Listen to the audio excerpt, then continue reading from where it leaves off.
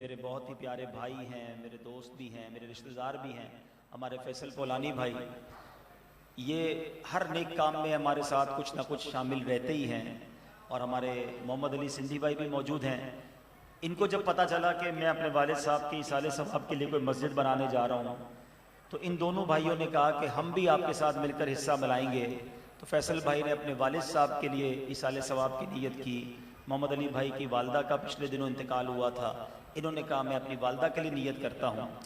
अब हमारे पास दो ऑप्शन थे कि या तो हम कोई बड़ी जगह लेते और एक मस्जिद बनाते, मगर अल्हम्दुलिल्लाह फिर हमने ये जहन बनाया कि हम एक की बजाय फिर दो मस्जिदें बनाते हैं। तो फैज़ान आला हज़रत आज ये मंजूर कॉलोनी में आज इसका इफ्तिताह हो गया। और अल्लाह की रहमत से एक ऐसा इलाका है पाकिस्तान का, एक ऐसा शहर है जहाँ पर मस्जिद की बड़ी हाजत थी, खैबर पख्तूनख्वा में, जिसका नाम है शंकियारी। तो अल्हम्दुलिल्लाह वहाँ भी 500 गज़ का प्लॉट ले लिया गया है और अल्लाह ने चाहा इंशाअल्लाह अगले चंद माह में वहाँ भी मस्जिद का मामला शुरू हो जाएगा इंशाअल्लाह। याद रहे हदीस पाक का मज़मून है, जो अल्लाह के लिए मस्जिद बनाता है अल्लाह उसके लिए जन्नत में घर बनाता है।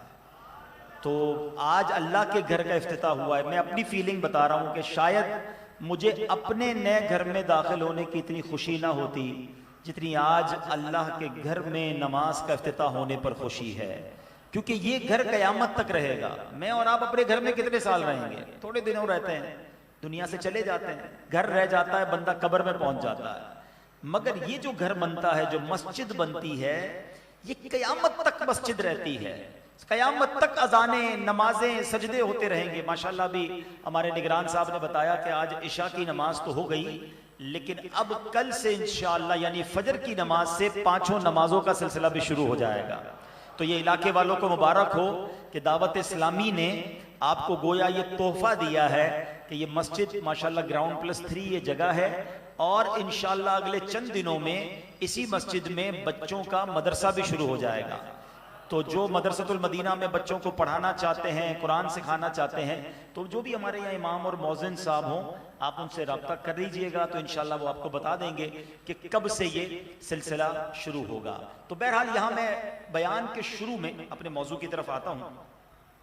एक अहम बात जो मुझे यहाँ मौजूद इस्लामी भाइयों से भी करनी है, मेरे रिश्तेदार भी मौजूद हैं और मुझे इस वक्त दुनिया के कई मुल्कों में उम्मीद है लाइव आशिकाने रसूल देख रहे हों। बाद में ये बयान जब मदनी चैनल पर होगा उसमें देखेंगे कि एक बात हमेशा याद रखें, मरने के बाद हम अपने मरहूमीन को, यानी हमारे जो दुनिया से चले गए, उनको सवाब ही का तोहफा पहुंचा सकते हैं और कोई तरीका नहीं है उन तक कुछ और पहुंचाने का। माल तो नहीं मिलता ना उनको। अगर मिसाल के तौर पे किसी का वालिद या वालदा दुनिया में है तो आप उन्हें कभी सूट का तोहफा देंगे, कभी इत्र का तोहफा देंगे, माँ को कभी अल्लाह तौफीक दे चले, अल्लाह पाक बरकत डाल दे, कभी कोई गोल्ड की चीज दिलवा देंगे। लेकिन अब तो माँ नहीं है, वालिद नहीं है, अब क्या पहुंचा सकते हैं? तो सुभान अल्लाह, अब उन्हें आप सवाब पहुंचा सकते हैं और ये बेहतरीन तरीका है। मैं अर्ज करता हूं कि बेहतरीन गिफ्ट है औलाद की तरफ से अपने वालिदैन को कि उनके नाम पर मस्जिद बना दी जाए। जिनको अल्लाह ने नवाजा है, जो भी मुझे सुन रहे हैं या बाद में सुने, अगर आपके वालिदैन दुनिया से चले गए हैं, देखो हमें अगर आज दुनिया में जो कुछ मिला है तो ये वालिदैन का सदका है। हमें हमारे माँ बाप ने घर बना कर दिए, अब हमारी बारी है कि हम उनके लिए जन्नत में घर बनाएं, क्योंकि मेरे नबी के सच्चे वादे हैं सल्लल्लाहु ताला अलैहि वसल्लम, जो अल्लाह के लिए मस्जिद बनाता है अल्लाह उसके लिए जन्नत में घर बनाता है। तो आप अपने मरहूमीन के लिए जब मस्जिद बनाते हैं, मेरे रब के खजाने बहुत बड़े हैं, अल्लाह उन्हें भी जन्नत में घर अता फरमाएगा, जिसने बनाया उसे भी अता फरमाएगा। अच्छा, जो गरीब लोग ये ना समझें कि जनाब अब तो करोड़ों रुपए चाहिए। मेरा रब बड़ा करीम है, याद रखिएगा। सदका जो है ना, अल्लाह की राह में खर्च करने में क्वांटिटी नहीं देखी जाती, क्वालिटी देखी जाती है। तादाद नहीं देखा जाता, मयार देखा जाता है कि दिल कैसा है, इसका अल्लाह की राह में खर्च करने के लिए दिल कैसा है। हदीस पाक है, मेरे आका अलैहिस्सलातु वस्सलाम फरमाते हैं, एक दिरहम, हदीस पाक का मजमून है, 1 लाख से बढ़ गया। तो साहबा ने अर्ज की, हुजूर 1 लाख से कैसे बढ़ सकता है? लाख तो लाख होता है, एक तो एक होता है। तो नबी पाक ने फरमाया एक शख्स आया, उसके पास लाखों थे, उन लाखों में से 1 लाख दिया, और एक आया उसके पास 1 ही था, उसने वही अल्लाह की राह में दे दिया। तो ये एक जो है उस लाख से बढ़ गया। तो अगर कोई गरीब है तो ये ना सोचे कि मैं अपने महरूमीन के लिए कुछ नहीं कर सकता। आप अपनी हैसियत के मुताबिक, क्योंकि असल तो सवाब पहुंचाना है ना, अल्लाह दिल देखता है आपकी, अल्लाह की बारगाह में जो राह खुदा में खर्च करने की नीयत क्या है।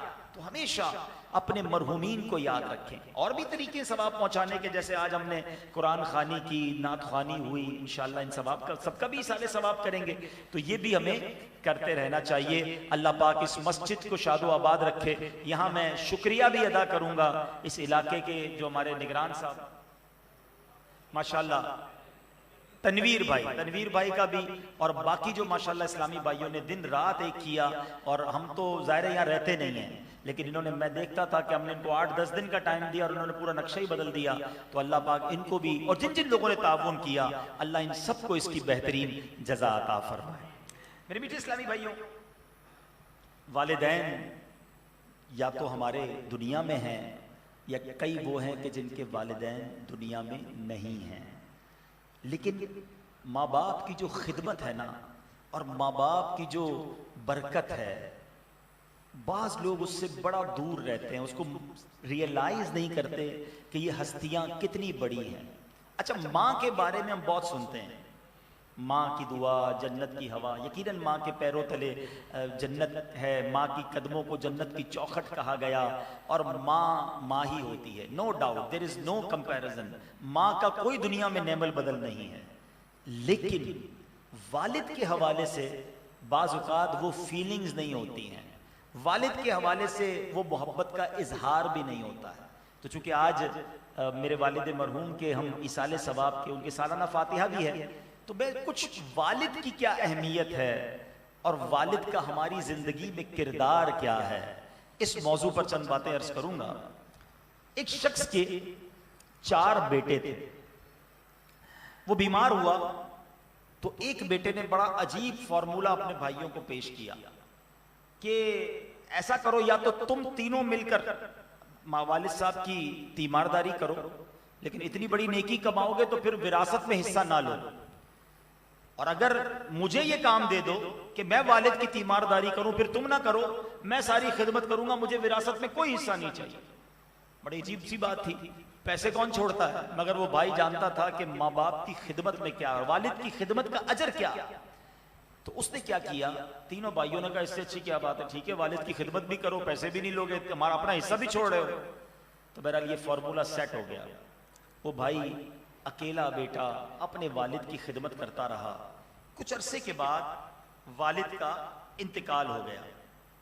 उसने कोई हिस्सा नहीं लिया, क्योंकि वादा किया था मैं वालिद की खिदमत करूंगा, मीरास में हिस्सा नहीं लूंगा। अब क्या हुआ, एक रात किसी ख्वाब में उसको एक आवाज आई कि फला जगह पर जाओ, वहां 100 दीनार मौजूद हैं, 100 दीनार यानी सोने के सिक्के मौजूद हैं, वो ले लो। तो इस शख्स ने ख्वाब में ही उस बताने वाले से पूछा कि इन 100 दीनार में बरकत है कि नहीं। तो उसने कहा नहीं, बरकत नहीं है। सुबह उठा, अपनी बीवी को कहा कि मैंने ख्वाब देखा है, एक जगह बताई गई है कि वहां 100 दीनार है, मगर मैंने लेने से इनकार कर दिया क्योंकि उसमें बरकत नहीं है। बीवी ने कहा अजीब आदमी हो, पहले मीरास छोड़ दी, उसमें भी हिस्सा नहीं लिया, 100 दीनार सोने की अशरफियां मिल रही हैं, तुम गरीब भी हो, हिस्सा तो ले लेते। कहते नहीं मुझे नहीं चाहिए, बरकत नहीं तो मुझे वो माल नहीं चाहिए। रात फिर ख्वाब में सोया, फिर उसने ख्वाब में उसको एक जगह दिखाई गई कि फला जगह पर 10 सोने की अशरफियां, 10 दीनार पड़े, ले लो। कहते ये बताओ बरकत है कि नहीं उसमें। ख्वाब में जिसने बताई जगह का बरकत नहीं है इसमें, का मुझे नहीं चाहिए। फिर बीवी को बताया, अजीब आदमी 100 से 10 पे आ गए, 10 तो ले लो, का नहीं बरकत नहीं तो मुझे नहीं चाहिए। अब फिर ख्वाब देखा, अब उसे एक जगह बताई गई कि 1 दीनार है एक जगह पर, वो ले लो। इसने सवाल किया क्या उसमें बरकत है, कहा हाँ इसमें बरकत है। सुबह उठो, सुबह उठकर गया और वो 1 दीनार उठा कर लाया, 1 दीनार, ठीक है। और उसके बाद उस 1 दीनार से उसने घर वालों के लिए कहा कि मछली खरीद लेता हूं। उसने 2 मछलियां खरीद ली, कुछ नहीं तो घर वालों को अच्छा खाना तो खिला दो। मगर जब घर आया और उन दोनों मछलियों का पेट चाक किया तो उन दोनों मछलियों के पेट से एक एक मोती निकला। बड़ा अजीबोगरीब, बड़ा यूनिक वो मोती था। तो अब उसने मोती तो रख लिया अपने पास, मगर हुआ ये कि बादशाह ने उसी दिन एक ऑर्डर जारी किया कि मुझे इस कलर का और ऐसी डिजाइन का मोती चाहिए। सारे शहर के ज्वेलर्स के पास उसके नुमाइंदे गए, कहीं वो मोती ना मिला। आखिरकार इसके दरवाजे तक लोग पहुंचे तो पता चला एक बंदा है मोहल्ले में जिसकी कल मछली के पेट से मोती निकला। जाकर ढूंढा तो मोती नजर आया, कहा ये तो वही मोती है। बादशाह को भी दिखाया, कहा यही चाहिए। तो अब कहा कि इस मोती की कीमत क्या है? तो कहा 30 खच्चर, यानी जो आसान लफ्जों में 30 डोंकी। जो पहले के जमाने में गधों पर घोड़ों पर सामान लादा जाता था ना, तो बादशाह ने 30 डोंकी 30 खच्चर पर सोने की बोरियां लदवा कर उससे वो मोती खरीद लिया। कितना माल हो गया? 1 दीनार की बरकत से। अच्छा, मोती बिका भी 1, ठीक है। बादशाह ने जब मोती दिखाया अपने सारे तमाम लोगों को, तो अब एक जो इसका एक्सपर्ट था उसने कहा ये एक से खूबसूरती नहीं आएगी, इसकी जोड़ी होनी चाहिए। जब इसका दूसरा मोती बादशाह साहब आपको मिलेगा ना, तब इसकी असल वैल्यू बनेगी। अच्छा, और ढूंढते हैं। फिर ढूंढा, कहीं नहीं मिला। वापस उसके दरवाजे पर पहुंचे, और जब उसके दरवाजे पर पहुंचे तो वो लड़के से पूछा कि ऐसा दूसरा है? कहा एक और है, बिल्कुल ऐसा ही है। कहा अब मुझे दे दो। कहा नहीं, अब कीमत और होगी। अब क्या हुआ? अब कहा इससे डबल कीमत पर तुम्हें मिलेगा। तो 60 खच्चर डोंकीज जो थे उसके ऊपर सोना लद कर ये मोती उसे पेश किए गए। मेरे बीच इस्लामी भाइयों, ये वाकया अल्लाह वालों की बातें किताब में मौजूद है। हमारे लिए दर्स क्या है? ये मैंने वाकया तो बुजुर्गों का सुना है ना, कुरानी बड़ा मशहूर वाकया है सूरह बकरा के। अगर वाकये को पढ़ें तो ये सूरह बकरा किस लिए इसका नाम बकरा पड़ा? बकरा कहते हैं अरबी में गाय को। ये जो गाय का वाला वाकया है, ये दुनिया की सबसे महंगी गाय बिकी थी। तफसील है इस वाकये की, लेकिन इशारा दे देता हूं, जिन्होंने पढ़ा उन्हें मालूम है, नहीं पढ़ा तो तफसीर कुरान में पढ़े कि सोना भरकर उस गाय की खाल में एक नौजवान को उस जमाने के लोगों ने दिया था। क्यों? कि उसने अपनी माँ की खिदमत की थी, माँ की बात मानी थी। अल्लाह ने ऐसी गाय अता कर दी कि वो गाय पूरी दुनिया में कहीं और नहीं थी। तो इसका मतलब क्या हुआ? जो बात सीखने वाली है, यहाँ वालिदैन के लिए भी दर्स है, बच्चों के लिए भी दर्स है। वो वालिदैन जो कहते हैं यार बच्चों के लिए बहुत कुछ छोड़ के जाना है। अरे भाई, बच्चों के लिए तो कमा रहा हूं, बल्ले उसके लिए हलाल कमा रहा है या हराम कमा रहा है। घर बनाना है बच्चों के लिए, फैक्ट्री लगानी है बच्चों के लिए, और कमाऊंगा बच्चों के लिए। ये नहीं सोच रहा कि बच्चों के लिए मैं हलाल कमा रहा हूं या हराम कमा रहा हूं, तरबियत क्या कर रहा हूं। याद रखिए, जो शख्स बच्चों के लिए माल भी छोड़ जाए और तरबियत भी ना करके जाए, तो वो माल से तो हराम काम करेंगे, उल्टा फिर बाप को मार पड़नी है। एक बुजुर्ग का हजरत उमर बिन अब्दुल अजीज के बारे में आता है कि आप जब दुनिया से जाने लगे ना, तो बहुत थोड़े पैसे छोड़ कर गए। तो किसी ने कहा आपने अपने बच्चों के लिए कुछ छोड़ा ही नहीं। क्या शानदार जवाब दिया। फरमाया अगर मेरे बच्चे नाफरमान हैं, अल्लाह के नाफरमान है, तो उनके लिए कुछ छोड़ना दुरुस्त ही नहीं था। छोड़ के जाता तो उल्टा और गलत कामों में खर्च करते।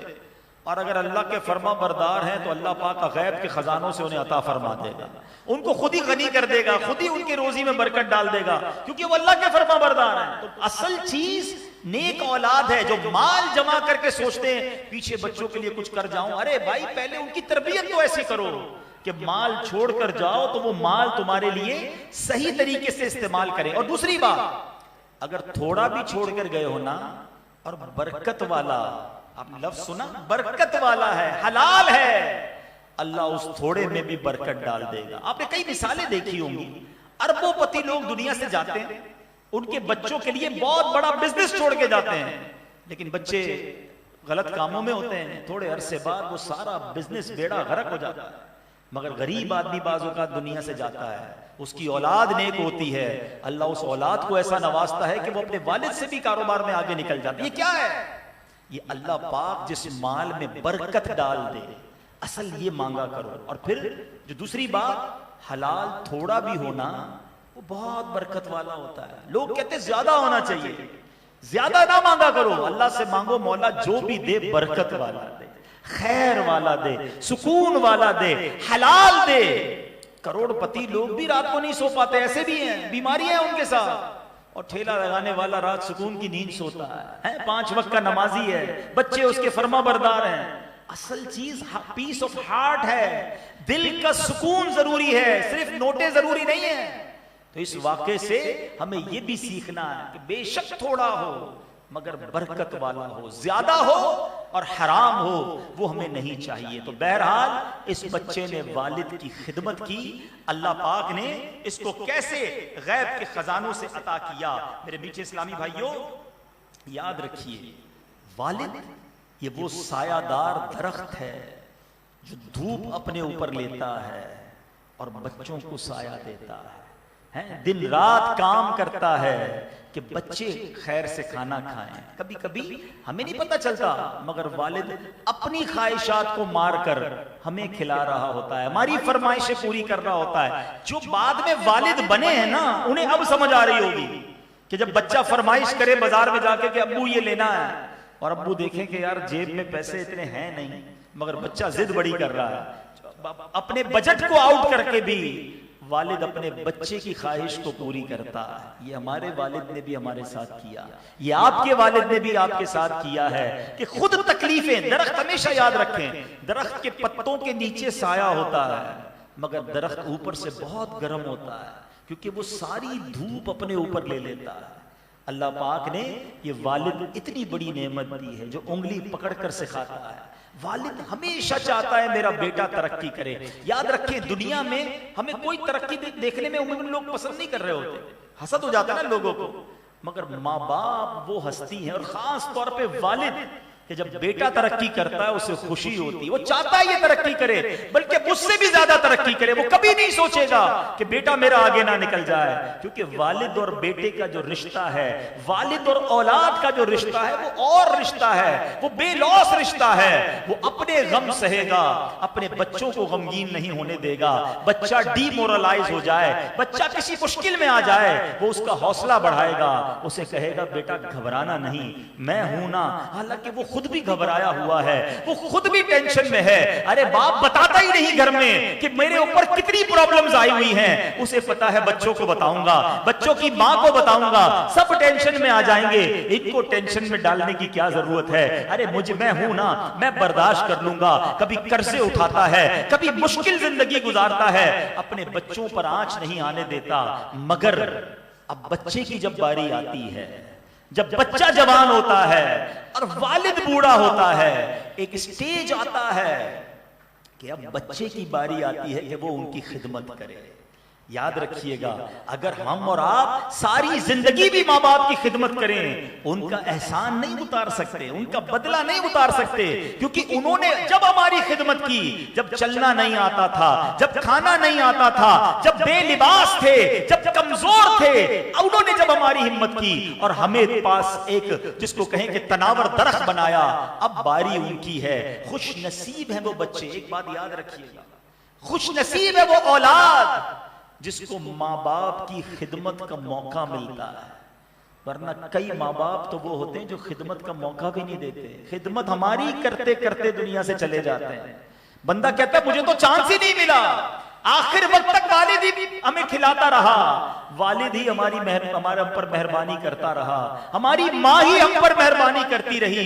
अरे हमें तो मौका ही नहीं दिया कि हम उनकी कुछ खिदमत कर सकें। और उससे बड़ा बदनसीब कौन है जिसको वालिद या वालदा की खिदमत का मौका मिला। अरब कहता है ये बूढ़ा बूढ़ी की वजह से परेशान हो गया है, इतने पैसे बाप पे खर्च करूं, इतने पैसे मां पर खर्च करूं, तुफ है उस औलाद पर कि जो अपने वालिदैन की खिदमत को बोझ समझते। खुदारा ये मेरे और आपके रुपयों का, पैसों का नसीब है कि वो वालिदैन पर कुछ खर्च हो जाए, क्योंकि सारी जिंदगी तो इन्होंने खर्च किया ना, जो कुछ दिया इन्होंने दिया। और अब अगर बारी मिल जाए, मौका मिल जाए, तो इसको सादत समझना चाहिए।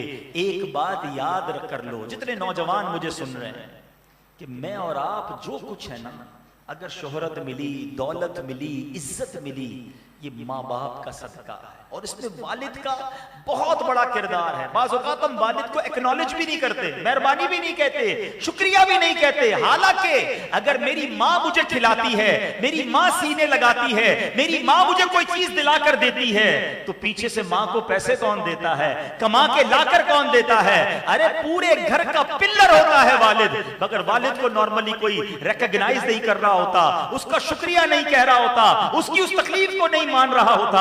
हालांकि पूरे घर का मोहसिन, पूरे घर के लिए सायादार दरख्त अगर कोई है तो वो हमारा वालिद है, जो बेचारा मेहनत कर रहा होता है, हमें साया दे रहा होता है, हमें नवाज रहा होता है। और ये मैं नहीं कह रहा कि जो कुछ मिला या मेरे पास जो कुछ है वो मेरे वालिद का है, ये मैं नहीं कह रहा। ये मैं आपको एक वाकया सुनाता हूं और ये नबी पाक के दौर का वाकया सुनिएगा। इतना इतना जिसको कहिए कि दिल पे लगने वाला वाकया है कि प्यारे आका अलैहिस्सलाम की बारगाह में एक शख्स जो है वो हाजिर हुआ और आकर कहता है, या रसूलल्लाह सल्लल्लाहु अलैहि वसल्लम, मेरा वालिद की शिकायत लेकर आया। एक बेटा बाप की शिकायत लेकर आया कि हुजूर मेरा वालिद जो है मेरा माल लेना चाहता है।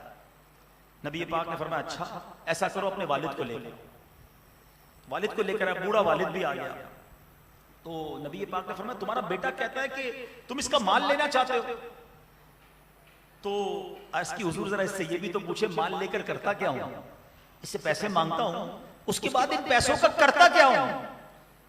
मैं क्या फजूलियात पे उड़ाता हूं या अपने अजीज व अकारिब की मेहमान नवाजी करता हूं और अपने बाल बच्चों पर जरूरियात पर खर्च करता हूं? मैं और कुछ नहीं करता, पैसे लेता हूं इससे, जरूरियात पर बच्चों पे खर्च करता हूं, अपने कुछ रिश्तेदारों को देता हूं। अभी गुफ्तगू जारी है, इतने में जिब्रील अमीन हाजिर हुए।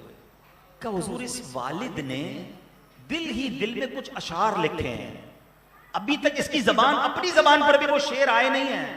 बच्चे के इस रवैये पर इस वालिद ने कुछ अशार लिखे हैं, हुजूर आप इससे कहिए कि वो अशार सुनाए। नबी पाक ने फरमाया, तुमने कुछ अशार लिखे हैं? अशार सोचे, लिखे भी नहीं, जबान से तो निकले नहीं है। इस सिचुएशन पर तुमने कुछ अशार सोचे? कहता हुजूर क्या खूबसूरत जुमला कहा कि अल्लाह पाक हमेशा आपके मौजज़ात के जरिए हमारे दिली यकीन और बसीरत में इजाफा करता रहता है। हुजूर आप कैसे जानते हैं? क्या बात है, नबी पाक ने गैब की खबर दी ना, इसने तो नहीं कहा था मैंने कोई अशार लिखे हैं। अब उस वालिद ने वो अशार सुनाए नबी पाक, उसका अरबी में है, उसका उर्दू तर्जमा सुने। वालिद कहता है, मैंने तुझे ग़िज़ा पहुंचाई जिससे तू पैदा हुआ, तेरा बार उठाया जब तू नन्हा था, मेरी कमाई से तू बार बार सैराब किया गया। जब कोई रात बीमारी गम बनकर तुझ पर उतरती तो मैं तेरी बीमारी की वजह से रात भर जागता रहता, मेरा दिल तेरे मरने से डरता। हालांकि मुझे खूब मालूम था कि मौत तो यकीनी है और सब पर मुसल्लत कर दी गई है। मेरी आंखें यूं बहती कि वो मरज जो रात को तुझे हुआ था, न कि मुझे, ऐसा होता कि क्या मुझे हुआ है, यानी बीमार तू होता था, तकलीफ मुझे होती थी, मैं बेचैन हो जाता। मैंने तुझे यूं पाला और जब तू परवान चढ़ा और इस हद तक पहुंचा कि मुझे उम्मीद लगी कि अब तू किसी मेरे काम आएगा, तो तूने मेरा बदला सख्ती और बदजबानी से दिया। गोया सारी जिंदगी तू मुझ पर फजलो एहसान करता रहा। ऐ काश जब तू अपने वालिद होने का हक का लिहाज ना किया तो ऐसा ही सलूक कर लेता, यानी वालिद का हक तो नहीं तूने अदा किया, मगर मेरे साथ ऐसा ही सलूक कर लेता जैसा एक पड़ोसी दूसरे पड़ोसी के साथ करता है, इतना तो मेरा ख्याल रख लेता। अल्लाह अकबर। इस दुखियारे बाप ने जब नबी पाक अलैहिस्सलातु वस्सलाम को ये अशार सुनाए, सुनो मेरे आका रहमतुल लिल आलमीन सल्लल्लाहु अलैहि वसल्लम की आंखों से आंसू जारी हो गए। नबी पाक ने बेटे का गरीबान पकड़ा।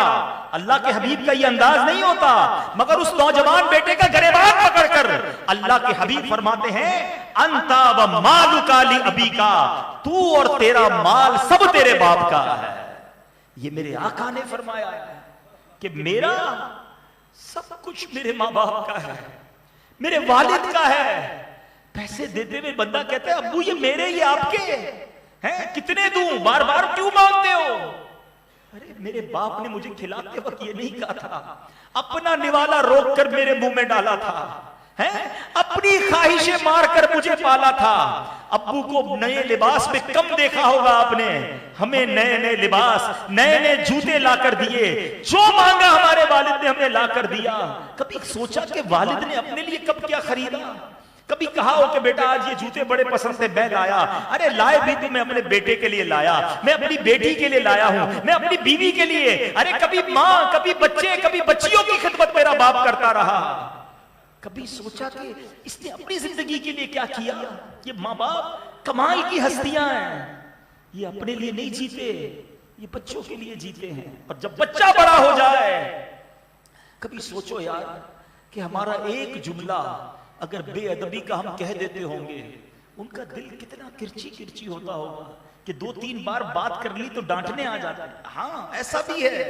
हालांकि किताबों में ये अदब लिखा है कि बेटा बाप के सामने ऐसा रहे जैसा गुलाम आका के सामने होता है, कि गुलाम को जब ऑर्डर दे तो गुलाम कहे लब्बैक। ये है अदब बाप का बेटे पर।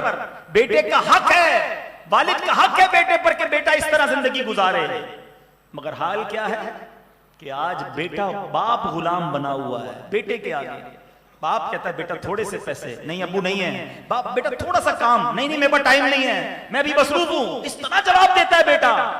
सोचो ये क्या कर रहे हो आप। और याद रखिए अहादीस में ये मजमून मौजूद है, और गुनाहों की सजा कयामत के दिन दी जाएगी। अल्लाह नाराज हुआ तो अजाब उधर दिया जाएगा, मगर वालिदैन की नाफरमानी का अजाब दुनिया में भी दिया जाता है। और उसका बेसिक रिएक्शन क्या होता है कि बंदा अपनी औलाद में नाफरमानी देखता है। जो अपने माँ बाप की बेअदबी करता है ना, वो अपनी औलाद में ये देखता है। वो मशहूर वाकया है ना कि एक बेटा, शादी हुई, वालिद बूढ़ा था, बेचारा खांसता था। बीवी ने कहा ये बुड्ढे को निकालो घर से। पहले तो हम यूरोप में सुनते थे ओल्ड हाउस, हैं, अमेरिका में सुनते थे ओल्ड हाउस, अब हमारे वतन पाकिस्तान में बनने लग गए। यहां लोग अपने बूढ़े माँ बाप को ओल्ड हाउस में डालने लग गए। अरे ये जन्नत का दरवाजा था, और हम इसे उठाकर ओल्ड हाउस में डाल के आ गए, घर से निकाल दिया। बुढ़ापे के अंदर उनकी खांसी बुरी लग रही है। अरे हमने गंदगी की थी उनके बिस्तर पर, हमारे बाप ने तो लात मार के घर से नहीं फेंक दिया था। कितनी रातें जागते हैं माँ बाप, कभी सोचा? अच्छा ये सारी बातें समझ जब आ जाती हैं, जब नौजवान खुद वालिद बनता है, उसे पता चलता है कि रात बच्चा कितना तंग करता है। अरे अब तो बड़ी सहूलियात हो गई, पैम्पर आ गए और पता नहीं क्या क्या फैसिलिटीज आ गई। सोचो 30-40 साल पहले जब हम छोटे थे, पैसे भी नहीं थे उतने अम्मी अब्बू के पास, उन्होंने कैसे पाला होगा। लेकिन आज जब उनकी बारी आती है तो एक बीवी ने कहा कि इस बूढ़े को निकालो बाहर। शौहर ने कहा अच्छा, बीवी के गुलाम था, मान ली उसकी बात, और वालिद को लेकर चला कहीं वीराने में छोड़ने। सर्दी के दिन थे, तो वालिद ने कहा बेटा मुझे कहीं छोड़ने जा रहे हो, कोई कंबल तो दे दो। तो जो नौजवान था ना, उसका एक छोटा बेटा भी था, यानी उस वालिद का पोता, कहता दादा जान मैं आपके लिए कंबल लाता हूं। तो जब कंबल लेकर आया ना, तो कंबल बीच से कटा हुआ था। उसके वालिद ने पूछा उस नाफरमान बेटे ने कि ये तुम दादा जान के लिए आधा कंबल क्यों लाया? कहा बाबा जान आधा इनके लिए लाया हूं, जब थोड़े अरसे बाद आप बूढ़े हो जाएंगे तो आपको भी तो मैं कहीं छोड़ने जाऊंगा ना, तो आधा फिर आपको दे दूंगा। अब वालिद की आंखों में आंसू आए, उसको अब समझ आई कि जो मैं अपने वालिद के साथ करने जा रहा हूं, ये मुझे अपने बच्चों में देखना पड़ेगा। इसी तरह एक और वाकया लिखा, किताबों में लिखा वाकया, एक नाफरमान बेटे ने अपने वालिद से तंग आकर, देखो एक बात याद रखना, ये बात बहुत जरूरी है बच्चों के लिए, नौजवानों के लिए समझना। एज का एक हिस्सा ऐसा आ जाता है कि जब बूढ़ा होने के बाद बंदा समझ लो वापस बच्चा बन जाता है। ये पूरा सर्कल है, बचपन, जवानी, और फिर आने के बाद यदि बुढ़ापा आता है ना, तो समझ ले बचपन और बुढ़ापा लेवल है। जिस तरह बच्चा बात नहीं समझता ना, इस तरह बूढ़ा भी नहीं समझता। बच्चा जिद करता है, बूढ़ा भी जिद करेगा। बच्चे का लेवल ऑफ अंडरस्टैंडिंग कम है, बूढ़े का भी कम हो जाएगा। क्या तेरी अब्बू होकर इतनी जिद कर रहे हैं, ये वालिद होकर बार बार एक बात को बोल रहे हैं, ये बार बार समझ क्यों नहीं रहे बात को? उनका लेवल ऑफ अंडरस्टैंडिंग नीचे हो गया है। आप उनको 60 साल का ना समझे, आप उनको 6 साल का समझे। आप 6 साल के बच्चे से लड़ते हैं? 6 साल का बच्चा क्यों नहीं अब्बू मुझे लेना ही लेना है, मैं कह रहा हूं मुझे लेना है। आप कहते हैं आपको प्यार आता है, यार बच्चा ही है। आपको 60 साल के अब्बू पर भी प्यार आना चाहिए। जब आपसे बार बार जिद करे ना, आपकी बात ना माने, आप कहीं ये कहो नहीं करूंगा, तुम्हें समझ नहीं आती, समझ लो मैं 6 साल के बच्चे से बात कर रहा हूं। तब आपको बुरा ही नहीं लगेगा, आप एंजॉय करेंगे, मजा आएगा, आपको खिदमत भी आसान हो जाएगी। हमें गुस्सा इसलिए आ जाता है, अव्वल तो आना नहीं चाहिए कि यार ये इतने बड़ी उम्र के होके बात क्यों नहीं समझ रहे। मुझे और आपको ये अंडरस्टैंड करना होगा कि इस उम्र में जाकर अंडरस्टैंडिंग लेवल कम हो जाता है, लेकिन बदनसीब है जो उसमें बदतमीजी करते हैं माँ बाप से। एक बेटे ने तंग आ गया और वालिद को गाड़ी में बिठाया और प्लान किया कि फलां नहर के किनारे जाके धक्का दे दूंगा। उस पुल पे जब गया ना, बाप समझ गया, कहता बेटा ऐसा करो यहां नहीं, थोड़ा और आगे जाके जहां पानी गहरा है ना वहां जाके धक्का देना। तो कहता वालिद साहब ये आप क्या कह रहे हैं? का मसला ये है कि उसी जगह पर मैंने भी अपने वालिद को धक्का दिया था। आज जो तुम मेरे साथ करने जा रहे हो ना, ये मैंने अपने वालिद के साथ भी किया है, इसलिए मुझे इसकी सजा ये मिल रही है। तो मकाफात अमल है, जो औलाद अपने बच्चों से अपने वालिद का अदब करती है, आगे जाकर उसके बच्चे भी उसका अदब करते हैं। आपको मैं एक इजी फॉर्मूला दे देता हूं ना, आपको किसी वालिद के बच्चे हाथ चूमते नजर आए ना, आप उसको रोक लो, पूछो लगता है तुमने भी अपने वालिद का बड़ा अदब किया? वो कहेगा हाँ अल्हम्दुलिल्लाह मैंने भी किया। अल्लाह उसकी औलाद फरमा बरदार बना देगा। तो अपनी औलाद को फरमा बरदार बनाओ, मरने के बाद काम आएगी। और अपने वालिदैन का खुदारा अदब करो और वालिद से प्यार करो, वालिद को डिस्करेज ना करो। वो नहीं कहता मैं तुमसे प्यार करता हूं, असल में प्रॉब्लम पता है क्या है?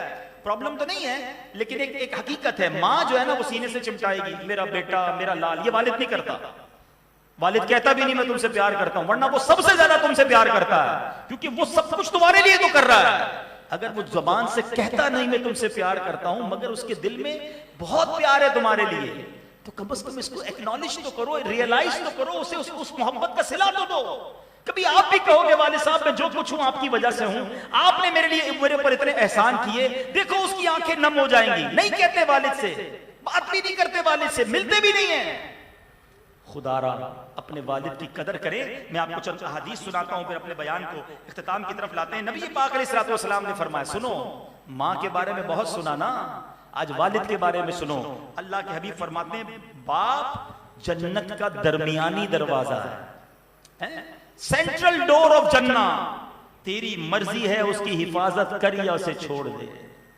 एक और जगह नबी पाक फरमाते हैं बेटा अपने बाप का हक अदा नहीं कर सकता यहां तक कि बेटा अपने बाप को गुलाम पाए और उसे खरीद कर आजाद कर दे, क्योंकि बाप ने हमें जिंदगी दी है ना, तो अब बाप को कोई जिंदगी तो दे नहीं सकता।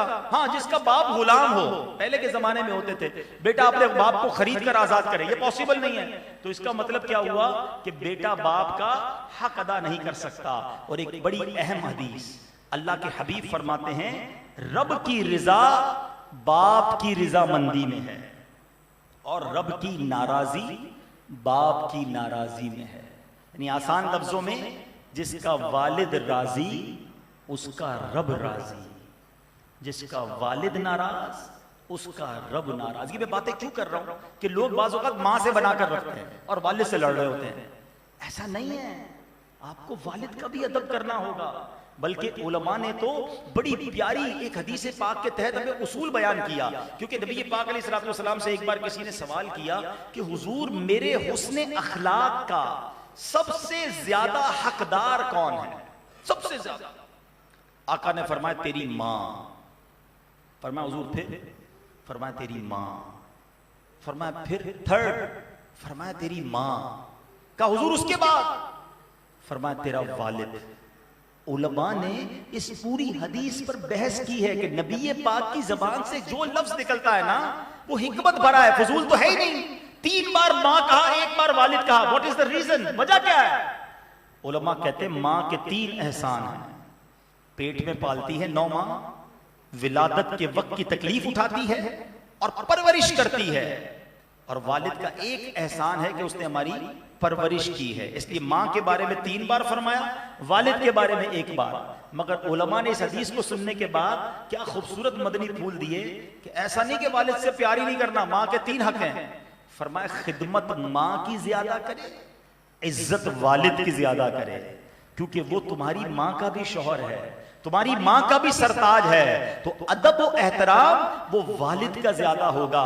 तो बहरहाल मेरे मीठे इस्लामी भाइयों, जिनके वालिदैन हयात हैं खूब उनकी खिदमत करें, खूब उनके बारे में उनकी बरकतें लें और इस खिदमत से जी ना चुराएं। मैं दोबारा यही कहूंगा, खुश नसीब है वो औलाद जिनको वालिद की और वालिदा की खिदमत का मौका मिलता है। इसको गनीमत जानो, इसको अपने ऊपर बोझ न समझना। तुम्हारे पैसों का नसीब है कि उन पर खर्च हो जाए। मुझे अपनी मरहूम वालिदा याद आ रही है, मरहूमा वालिदा के जो भाई लोग बताते हैं, क्योंकि मैं तो पाकिस्तान में नहीं था, बगदाद शरीफ में था, कि जिस रात इंतकाल हुआ उस रात का खाना भी अम्मी नहीं बनाया था, नहीं दिया खिदमत का मौका, ऐसे ही चली गई। उनकी दुआ ये होती थी कि या अल्लाह अपने दर के सिवा किसी का मोहताज ना करना, मुझे कभी मोहताज ना करना, और अल्लाह पाक ने वैसे ही दे दिया। वालिद साहब हमारे अल्लाह पाक जन्नत नसीब करे, हमेशा प्यारी देते रहे, रहनुमाई करते रहे, उंगली पकड़ कर चलाया। कुछ दिन बीमार रहे, और वालिद साहब की जो बीमारी भी है ना, वो अगर मैं ये कहूँ तो गलत नहीं होगा कि वो अल्लाह की राह में गए थे। वो नमाज पढ़ने मस्जिद में गए और मस्जिद में गिरे। जब मस्जिद में गिरे तो इन्हें वहां चोट लगी, और उस चोट की वजह से वो हॉस्पिटल गए, और उसके बाद वो वापस नहीं आए।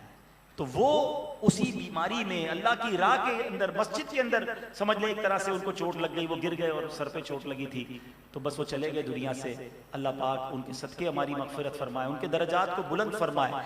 अब आखिरी बात, जिनके वालिदैन चले गए दुनिया से, नहीं कर सके खिदमत हैं, नहीं उनको राजी कर सके। कई ऐसे भी लोग होते हैं जिनके माँ बाप जो हैं नाराज ही चले जाते हैं, और उन्हें एहसास अब होता है कि ये मैंने क्या किया, क्योंकि वालिद नाराज तो रब नाराज। याद रखिएगा, यहां तक सैयदी आला हजरत ने लिखा कि माँ बाप का झगड़ा हो जाए ना, तो ऐसा नहीं कि वालिद की फेवर में माँ से लड़ रहे हैं या माँ की फेवर में वालिद से लड़ रहे हैं। किसी के साथ बच्चे को लड़ने की इजाजत नहीं है, वो अदब का दामन वहां भी नहीं छोड़ेगा।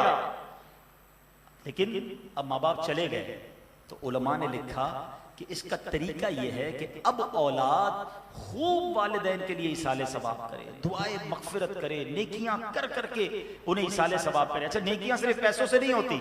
गरीब लोग कहते हैं हम मस्जिद बनावे, मस्जिद सिर्फ मस्जिद ही थोड़ी है। आप कुरान पढ़े ना, अब नमाज पढ़े, आप जिक्र अस्कार पढ़े, उनकी कब्र पर जाएं, जाकर यासीन शरीफ उन्हें सुनाएं। प्रॉब्लम ये कुरान भी तो पढ़ना नहीं आता ना, तो खूब इसाले सवाब करो।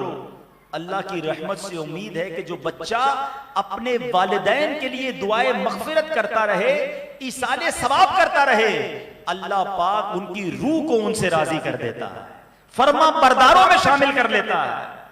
तो अभी भी अगर जिनके वालिदैन चले गए हैं, देखो अब उनके लिए अपनी बकिया जिंदगी उनके लिए दुआओं में गुजारनी। कुरान पाक की कितनी प्यारी दुआ है वालिदैन के लिए, अल्लाहुम्मा रहमहुमा कमा रब्बयानी सगीरा। इस दुआ को याद करें और पढ़ते रहे नमाज के बाद, क्या अल्लाह उन पर ऐसे रहम फरमा। अल्लाह ने कुरान में मुझे और आपको सिखाया है कि दुआ कैसे करनी है। ए अल्लाह उन पर ऐसे रहम कर जैसे उन्होंने बचपन में मुझे पाला, मुझ पर रहम किया। ये वालिदैन का एहसान मानने का हुक्म कुरान दे रहा है, मगर हम हैं कि नहीं मानते। तो खुदारा मेरे वो बच्चों जिनके वालिदैन हयात है, तुम खुश नसीब हो, यकीन करो तुम खुश नसीब हो कि इतनी बड़ी नेमत मौजूद है। ये वो अजीम हस्तियां हैं कि हदीस पाक का मजमून है, जो अपने वालिदैन को मोहब्बत की निगाह से देखे उन्हें हज का सवाब अता किया जाता है। तुम्हारे घर में है हज का सवाब, मगर मोहब्बत की निगाह भी तो चाहिए ना। वालिदैन को देखते हैं तेज नजरों से, डराने वाली नजरों से। तुफ है उस औलाद पर कि माँ जिस बेटे से बात करने में डर रही हो कि बात करूंगी तो लड़ेगा, बेटी से बात करने में डर रही हो कि बात करूंगी तो उलझेगी। वो बेटी और बेटा किस काम के कि जिनसे माँ बाप बात करने में डरे। अरे माँ बात करे, वालिद बात करे तो अदब के साथ जी लब्बैक हुकुम, ये अंदाज हमें शरीयत सिखाती है। मगर ये नहीं सोचते औलाद आज की। तो खुदारा सबसे ज्यादा हक है माँ बाप का। आधी रात को दोस्त फोन करता है, यार गाड़ी खराब हो गई, पिछले दिनों बारिश हुई थी ना यार, जरा गाड़ी मोटरसाइकिल पानी में फंस गई, अरे अभी आया, जान हाजिर। दोस्त के लिए तुम आधी रात को जा सकते हो। वालिद कभी कह दे बेचारा रात को, बेटा जरा दवाई ले आओ, अरे अब्बू सुबह बात करेंगे, आप भी पता नहीं रात को फरमाइशें करते हो हैं। माँ कहे बेटा पानी पिला दो, अम्मी बहुत थक गया हूं। तुम्हारे पास माँ बाप के लिए टाइम नहीं है। खुदा की कसम ये खिदमतें काम आएंगी। अच्छा, माँ बाप पता है क्या हस्तियां हैं। हम कहते रहते हैं अम्मी दुआ कर दो, अब्बू दुआ कर देंगे, अलग बात है।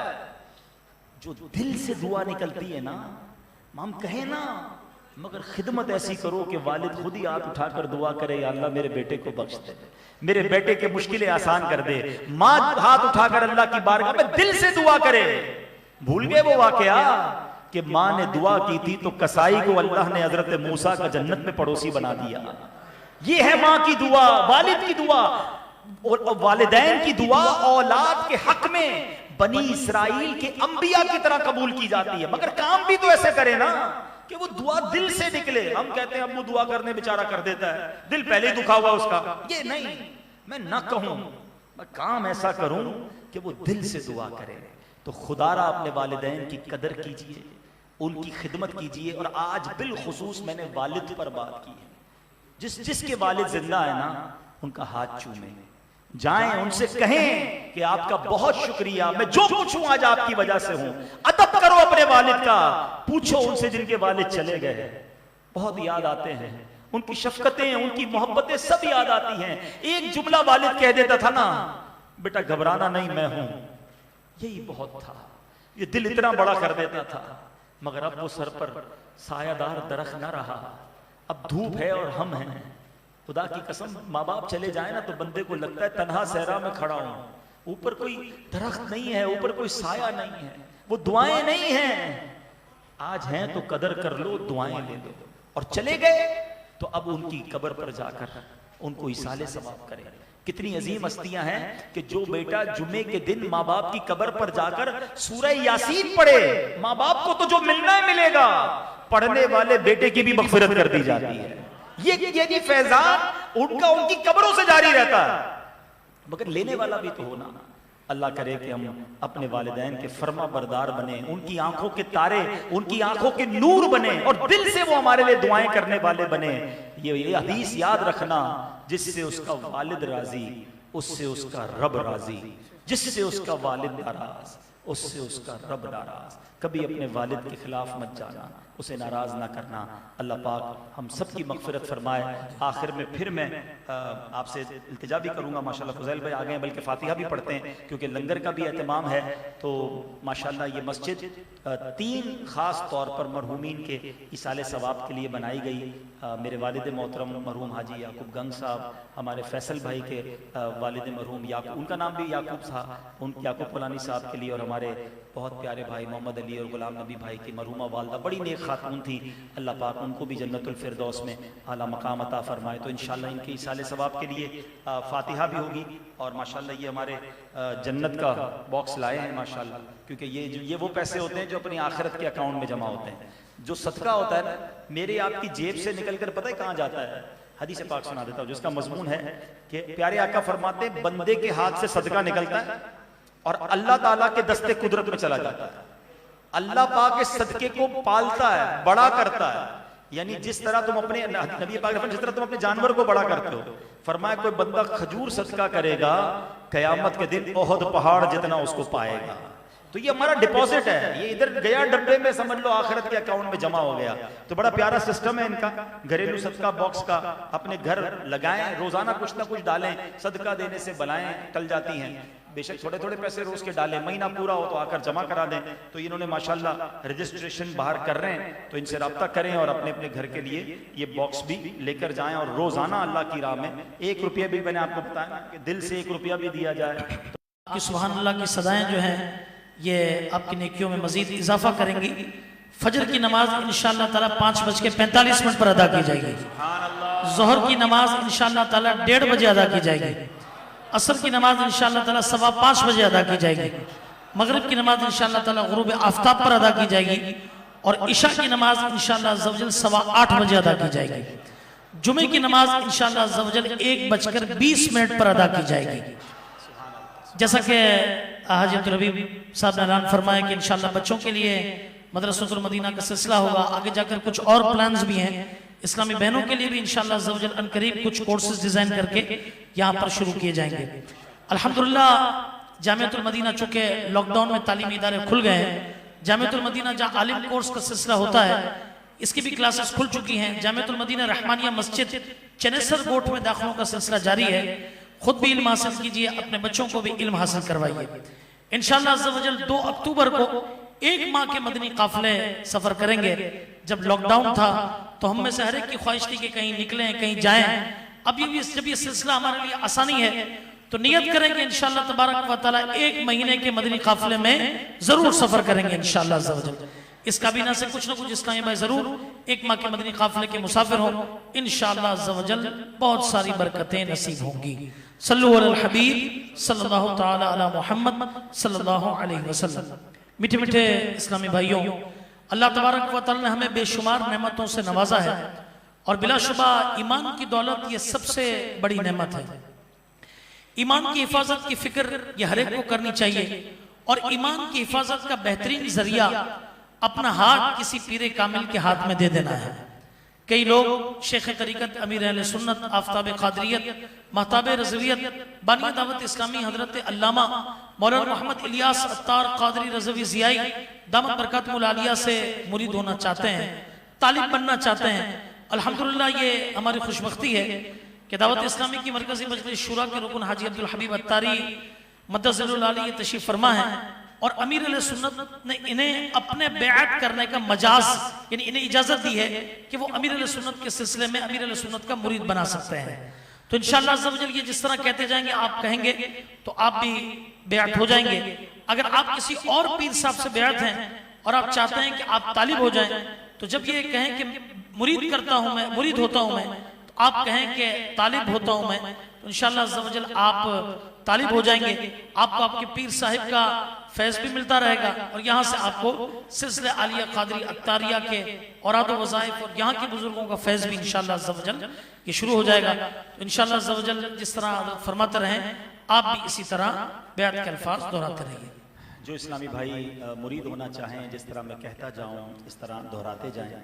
बिस्मिल्लाहिर्रहमानिर्रहीम। अस्सलातु वस्सलामु अलैका या रसूलल्लाह अस्सलातु वस्सलामु अलैका या रसूल व अला आलिका व अस्हाबिका या हबीबल्लाह व अला आलिका व अस्हाबिका या हबीबल्लाह ला इलाहा इल्लल्लाह ला इलाहा इल्लल्लाह मुहम्मदुर रसूलुल्लाह मुहम्मदुर रसूलुल्लाह सल्लल्लाहु तआला अलैहि वसल्लम। सल्लल्लाहु तआला अलैहि तौबा करता हूँ मैं तौबा करता हूँ मैं अपने अपने तमाम पिछले गुनाहों से गुनाहों से और वादा करता हूँ मैं और वादा करता हूँ कि आइंदा कि आइंदा शरीयत पर शरीयत पर चलूंगा, बद मजहबों और बुरे लोगों की सोहबत से बचता रहूंगा, नमाज रोजे की पाबंदी करता रहूंगा, वालिदैन की नाफरमानी, झूठ, गीबत, चुगली, वादा खिलाफी, गाली गलोच, फिल्में ड्रामे, गाने बाजे, बेपर्दगी वगैरह वगैरह गुनाहों से बचता रहूंगा। ऐ अल्लाह मेरी इस तौबा को कबूल फरमा और मुझे मेरे वादे पर साबित कदम रख। मुरीद होता हूँ मैं खानदाने आलीशान कादरिया रज़विया अत्तारिया में मैंने अपना हाथ आपके जरिए से शेख तरीकत अमीर अहले सुन्नत के हाथ में दिया और उनके जरिए सरकारे बगदाद हुजूर गौसे पाक रदियल्लाहु तआला अन्हु के हाथ में दिया। ऐ अल्लाह मुझे जनाबे गौसे आजम के मुरीदों में कबूल फरमा और कल क़यामत में गौसे पाक के गुलामों में उठा। सलातो वस्सलामु अलैका या नबी अल्लाह व अला आलिका व अस्हाबिका या नूर अल्लाह। इंशाल्लाह हमारे साथ बहुत प्यारे सनाखा अमीन भाई हैं, तो हाजी अमीन इंशाल्लाह मनकबत के भी कुछ अशार सुनाएंगे और सलातो सलाम।